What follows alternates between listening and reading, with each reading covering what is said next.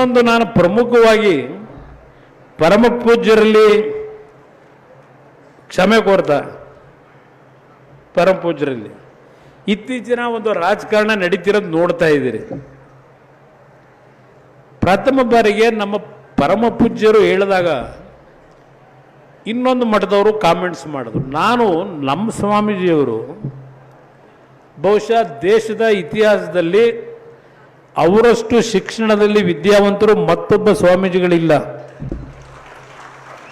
ಅವರಲ್ಲಿ ಒಂದು ಒಳ್ಳೆಯ ವಿಚಾರಗಳನ್ನು ಜಾರಿಗೆ ತರತಕ್ಕಂಥ ನಿಟ್ಟಿನಲ್ಲಿ ಅವರದೇ ಆದಂಥ ಒಂದು ವಿಷನ್ಗಳನ್ನು ಇಟ್ಕೊಂಡಿದ್ದಾರೆ, ಕಲ್ಪನೆಗಳನ್ನು. ನಾನು ಅವರಿಗೆ ಅಗೌರವ ಆಗಬಾರದು ಅಂತಕ್ಕಂಥ ದೃಷ್ಟಿಯಿಂದ ನಾವು ಅವ್ರನ್ನ ಬಳಕೆ ಮಾಡ್ಕೋಬಾರ್ದು ಅನ್ನೋ ಒಂದು ದೃಷ್ಟಿಗೋಸ್ಕರ ಹೇಳಿದ್ದ ಹೊರತು ಬೇರೆ ರೀತಿಯಲ್ಲಿ ಅವರಿಗೆ ನಾನು ಅಗೌರವ ಸಲ್ಲಿಸಬೇಕು ಅಂತ ಎಂದೂ ಹೇಳಿಲ್ಲ.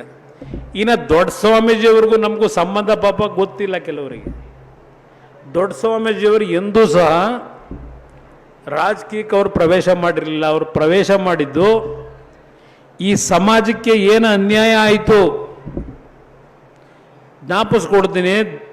ದಿವಂಗತ ರಾಮಕೃಷ್ಣ ದೇವರು ಮುಖ್ಯಮಂತ್ರಿಗಳು ಅವತ್ತು ವೆಂಕಟಸ್ವಾಮಿ ಆಯೋಗದ ವರದಿ ಮಂಡ್ಯ ಜಿಲ್ಲೆನಲ್ಲೇ ರಸ್ತೆಗಳಲ್ಲಿ ಏನೇನು ಬರೆದಿದ್ರಿ, ಎಷ್ಟೆಷ್ಟು ಪ್ರತಿಭಟನೆ ಮಾಡಿದ್ರಿ, ಬಹುಶಃ ಹಿರಿಯರು ನಮ್ಮ ತಂದೆ ಕಾಲದವ್ರು ಇದ್ರೆ ಅವ್ರಿಗೆ ಗೊತ್ತಾಗ್ತದೆ.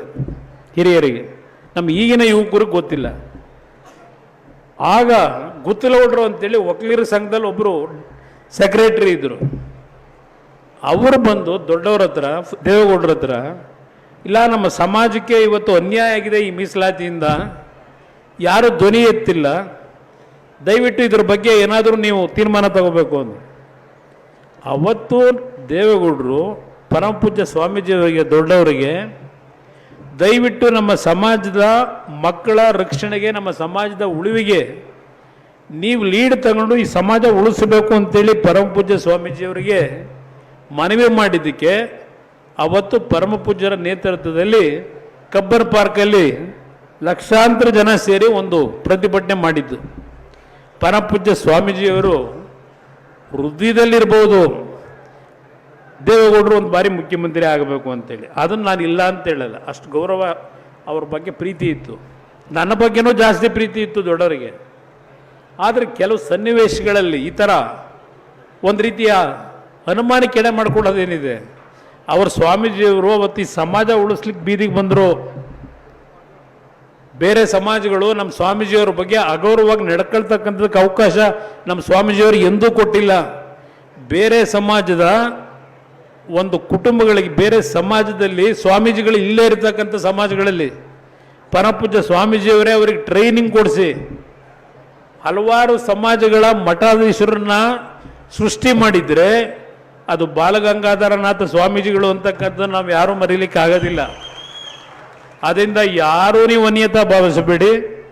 ನಮ್ಮ ನಿಷ್ಠೆ ಏನು ಅನ್ನೋದು ನಮ್ಮ ಹೃದಯದಲ್ಲಿದೆ. ನಾವೇನು ಹೊರಗಡೆ ತೋರಿಸ್ಕೋಬೇಕಾಗಿಲ್ಲ. ಪರಮ ಪೂಜ್ಯರಿಗೆ ಏನಾದರೂ ನನ್ನಿಂದ ಅಪಚಾರ ಆಗಿದೆ ಅಂತ ಇದ್ರೆ ಈಗಲೂ ಸಾರ್ವಜನಿಕವಾಗಿ ನಾನು ಸಮಯ ಕೋರ್ಬಿಡ್ತೀನಿ ನಮ್ಮ ಸ್ವಾಮೀಜಿಯವ್ರನ್ನ. ಎಲ್ರಿಗೂ ಒಳ್ಳೆಯದಾಗಲಿ. ನಮಸ್ಕಾರ.